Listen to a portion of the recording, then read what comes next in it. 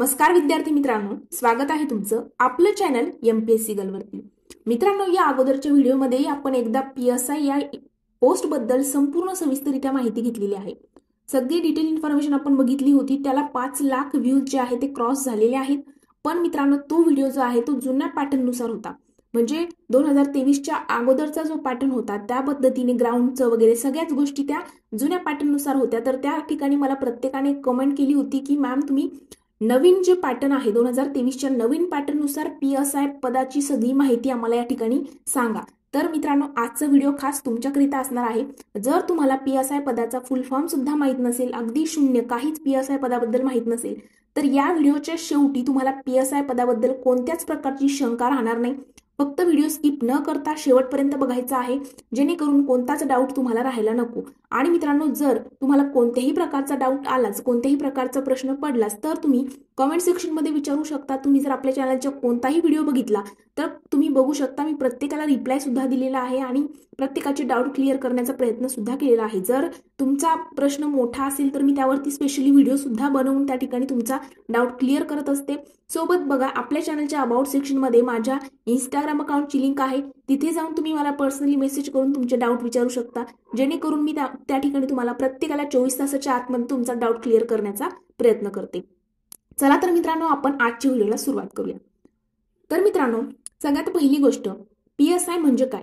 तर बघा, पीएसआयचा फुल फॉर्म आहे पोलीस सब इन्स्पेक्टर, ज्यालाच मराठीमध्ये आपण पोलीस उपनिरीक्षक असे पण म्हणतो। मग पीएसआय होण्याकरिता नक्की काय करावं लागेल? भरपूर ठिकाणी सोशल मीडियावरती पीएसआय वगैरे आहेत, आता सध्या तरी नवीन बॅचेस वगैरे गेलेले आहेत, किंवा कुठेतरी तुम्ही त्यांचा इंटरव्ह्यू वगैरे बघितलेला असेल आणि तुम्हाला असं वाटत असेल की यस आपल्यालाही पीएसआय व्हायचंय।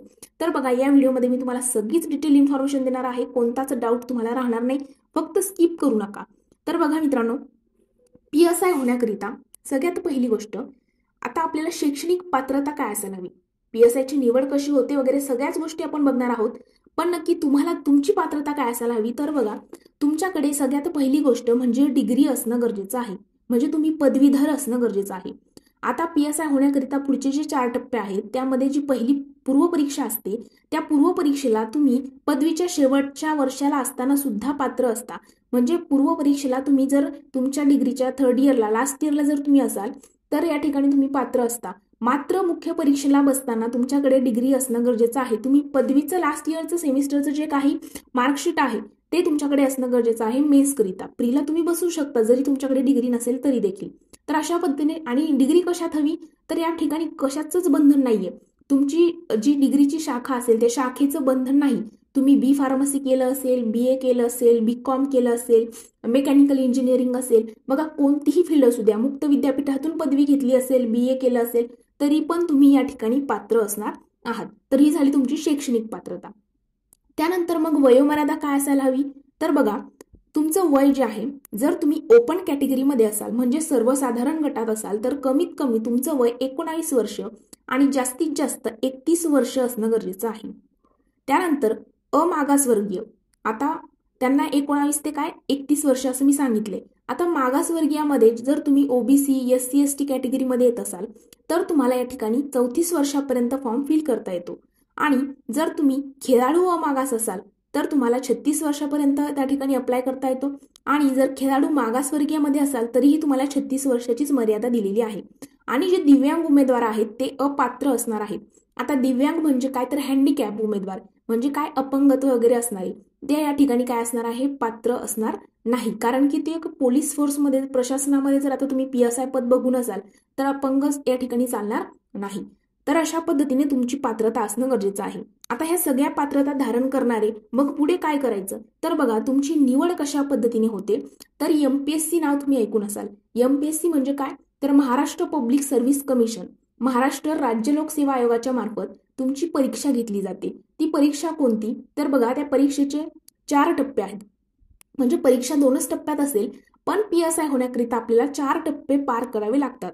ते 4 टप्पे कोणते, तर पूर्व परीक्षा, मुख्य परीक्षा, त्यानंतर मैदानी चाचणी आणि नंतर तुमची मुलाखत। हे 4 टप्पे पार केल्यानंतरच तुम्ही त्या ठिकाणी पीएसआय पदी तुमची निवड होत असते। मग मित्रांनो, जी पूर्व परीक्षा आहे त्या पूर्व परीक्षेचं नाव असतं गट ब आणि गट क संयुक्त पूर्व परीक्षा। ती पूर्व परीक्षा, तिचं पॅटर्न जर बघितलं स्क्रीनवरती तुम्ही बघू शकता, पूर्व परीक्षा ही टोटल 100 गुणांची असते.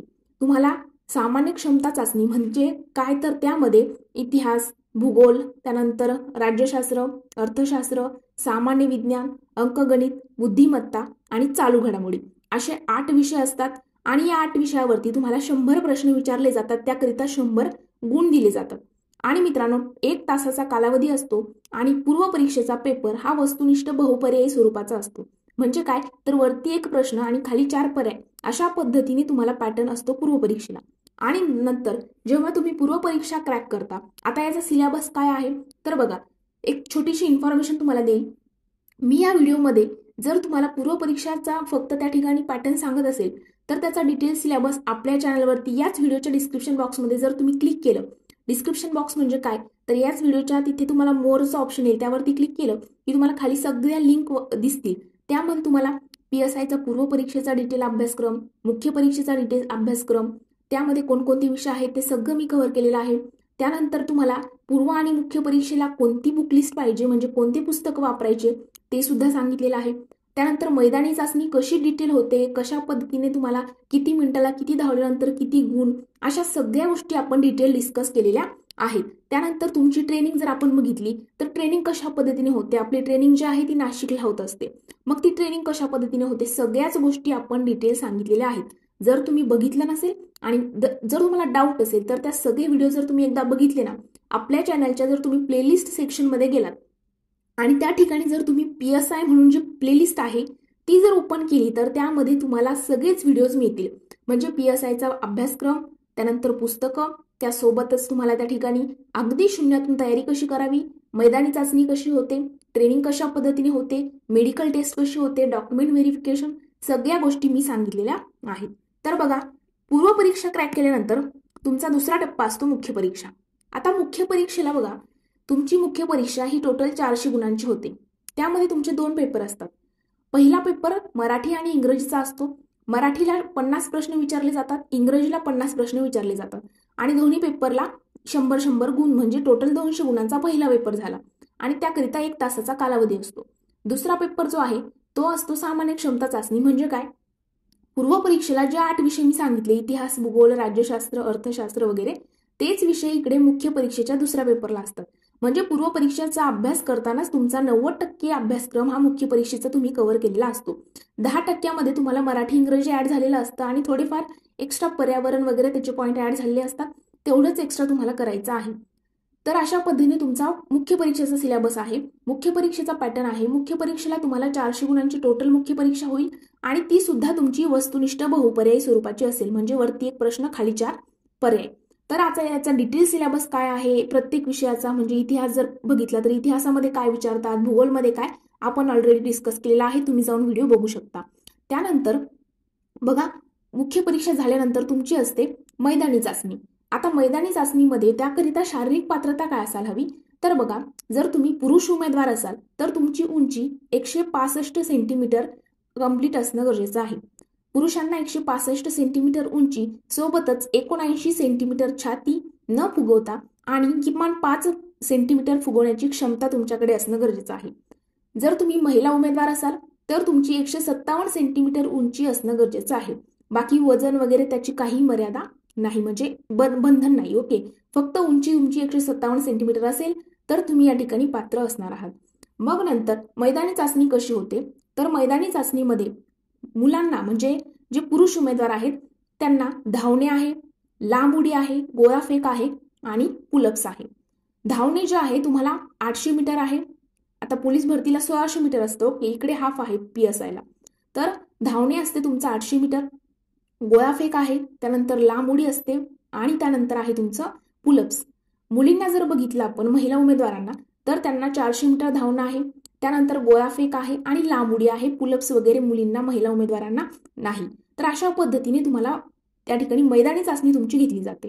ती किती गुणांची असते तर ती 100 गुणांची असते.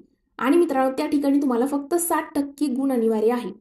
म्हणजे क्वालिफाय तुमचं ग्राउंड जे आहे ते अर्हताकारी आहे. म्हणजे 100 पैकी फक्त 60%, 60 मार्क जरी तुम्ही घेतले, 60+ तरी तुम्ही त्या ठिकाणी क्वालिफाय असणार आहे. कशाकरिता तर मुलाखतीकरिता. तर अशा पद्धतीने तुमची मैदानी चाचणी होते. मग तुम्हाला किती या ठिकाणी किती लांब उडी मारल्यानंतर किती गुण, त्यानंतर गोळा जो आहे गोळ्याला किती गुण, गुणांचं डिस्ट्रीब्युशन कशा पद्धतीने आहे, तो व्हिडिओ आपल्या चॅनलवरती ऑलरेडी मी अपलोड केला आहे. जाऊन तुम्ही तो सुद्धा व्हिडिओ डिटेल बघू शकता. आणि नंतर असते तुमची मुलाखत. मुलाखत जी आहे मित्रांनो ती 40 गुणांची होते. त्यामध्ये तुमची एक पर्सनॅलिटी टेस्ट आपण म्हणू शकतो. कारण गट ब आणि गट क मधल्या जेवढ्या पोस्ट आहेत त्यामध्ये कोणत्याच पोस्टला मुलाखत नसते. मात्र प्रशासनामध्ये एक PSI पद म्हटलं तर तुम्हाला जनतेसोबत तुमचा संवाद येणार आहे, पोलीस स्टेशनला वगैरे. तर तुमचं कम्युनिकेशन स्किल त्या सगळ्या गोष्टी त्या ठिकाणी बघितल्या जाणार. तुमची पर्सनॅलिटी एक PSI ला शोभण्यासारखी आहे का. त्यानंतर तुम्हाला सगळेच मुद्दे जे आहेत जे इंटरव्ह्यूला जर आपण बघितलं तर तुम्ही रिझ्यूममध्ये जे काही डाटा त्या ठिकाणी भरणार आहेत त्याच वरती प्रश्न जे आहेत तुम्हाला विचारले जातात. जास्त अभ्यासाचा आतापर्यंत जेवढा अभ्यास केला आहे त्या अभ्यासावरती पुस्तकी ज्ञान त्या ठिकाणी विचारलं जात नाही. ओके, तर अशा पद्धतीने तुमची मुलाखत होते. आणि मुलाखत झाल्यानंतर मग तुमची नियुक्ती जी आहे ती कशा पद्धतीने, तर बघा डायरेक्टली नियुक्ती होत नाही तर तुमची होते ट्रेनिंग. मग ट्रेनिंग कुठे होते, तर आपल्या महाराष्ट्रामध्ये नाशिक जिल्हा तुम्ही ऐकून असाल. तर नाशिक जिल्ह्यामध्ये MPA म्हणजेच महाराष्ट्र पोलीस अकॅडमी आहे, त्या ठिकाणी PSI ची ट्रेनिंग होत असते. ट्रेनिंगचा कालावधी जर आपण बघितला तर 9 ते 12 महिने कालावधी असतो. त्यामध्ये आता जर आपण त्या ठिकाणी म्हणजे ट्रेनिंग कशा पद्धतीने होते, तुमचा पहिला दिवस कशा पद्धतीने असतो, सकाळी उठल्यापासून ते संध्याकाळी झोपेपर्यंतचा काय त्या ठिकाणी शेड्यूल असतो, कसा टाइम टेबल असतो, या सगळ्या गोष्टी सुद्धा आपण ऑलरेडी डिस्कस केलेल्या आहेत. आता 2 वीक पूर्वीच मी व्हिडिओ टाकलेला आहे. जवळजवळ 60,000 लोकांनी तो व्हिडिओ बघून खूप भरभरून प्रेम त्या व्हिडिओला दिलेला आहे. जर तुम्हाला ट्रेनिंगचा व्हिडिओ बघायचा असेल तर त्याची सुद्धा लिंक याच व्हिडिओच्या डिस्क्रिप्शन बॉक्समध्ये दिलेली आहे. तुम्ही जाऊन तो व्हिडिओ सुद्धा बघू शकता. तर अशा पद्धतीने तुमची ट्रेनिंग होते आणि मग नंतर फायनली तुमच्या त्या ठिकाणी नियुक्ती केली जाते. नियुक्ती कुठे होते, तर महाराष्ट्रामध्ये कोणत्याही जिल्ह्यात तुमची नियुक्ती होऊ शकते. असं फिक्स नाही की तुम्हाला हाच जिल्हा मिळणार तोच मिळणार किंवा तुम्ही होम टाऊन तुम्ही ज्या जिल्ह्याचे आहे तो मिळणार, अशा पद्धतीने नाही. महाराष्ट्रामध्ये कुठेही तुमची नियुक्ती होऊ शकते. तर अशा पद्धतीने एक PSIचं पूर्ण शेड्यूल असतं. तर आपण सगळ्याच गोष्टी डिटेल डिस्कस केलेल्या आहेत. आपण शारीरिक पात्रता, शैक्षणिक पात्रता, वयोमर्यादा, त्यानंतर निवड पद्धत, त्यासोबत जर आपण बघितलं एक्स्ट्रा डिटेलमध्ये पॅटर्न जे आहे, पूर्व परीक्षा, मुख्य परीक्षेचा पॅटर्न, मैदानी चाचणी, सगळं काही आपण डिटेल डिस्कस केलेलं आहे. या व्हिडिओ नंतरही जर तुम्हाला कोणत्याही प्रकारची शंका असेल, डॉक्युमेंट व्हेरिफिकेशन वगैरे बाकीच्या गोष्टी मी ऑलरेडी अपलोड केल्या आहेत, त्यामुळे मी ते पुन्हा इकडे सांगणार नाही. आणि वेतन वगैरे सुद्धा मी ऑलरेडी दुसऱ्या व्हिडिओजमध्ये सगळ्याच गोष्टी क्लिअर केल्या आहेत. तुमचं प्रमोशन कशा पद्धतीने होतं, तर बघा PSI पदावरून तुम्ही API पदावरती जात असता. ओके, PSI म्हणजे काय, पोलीस सब इन्स्पेक्टर, त्या पदावरून तुमचं प्रमोशन API पदावर होतं. आणि जे तुमचं एज वाईज म्हणजे तुम्ही कोणत्या एजमध्ये PSI झाल्यानंतर रिटायरमेंटच्या एजपर्यंत तुम्ही कोणत्या पोस्टपर्यंत पोहोचवू शकता, तर याबद्दल आपण डिटेल मी व्हिडिओ जो आहे या 2 दिवसामध्ये अपलोड करेल आपल्या चॅनलवरती. तो व्हिडिओ बघण्याकरिता तुम्हाला आपले चॅनल सबस्क्राईब करून त्या ठिकाणी बेल आयकॉनवर प्रेस करायचं आहे, जेणेकरून नोटिफिकेशन तुमच्यापर्यंत लवकरात लवकर येईल. आणि जर तुम्ही PSIची तयारी सुरू करणार असाल तर मित्रांनो खूप गोंधळ सुरुवातीला उडतो. तर आपला एक व्हिडिओ आहे चॅनलवरती की PSIला अगदी शून्यातून तयारी कशी सुरू करावी, तो व्हिडिओ आपल्या चॅनलवरती जाऊन तुम्हाला बघायचा आहे, जेणेकरून तुम्हाला कोणत्याच प्रकारची शंका राहणार नाही आणि तुम्ही अगदी योग्य ट्रॅकवर सुरुवातीपासूनच अभ्यासाला सुरुवात कराल. तर बघा आजचा व्हिडिओ आपण इथेच थांबवणार आहोत. जर तुम्हाला व्हिडिओ आवडला असेल तर व्हिडिओला लाईक, कमेंट आणि तुमच्या मित्रांसोबत देखील शेअर करायला विसरू नका. Thank you so much.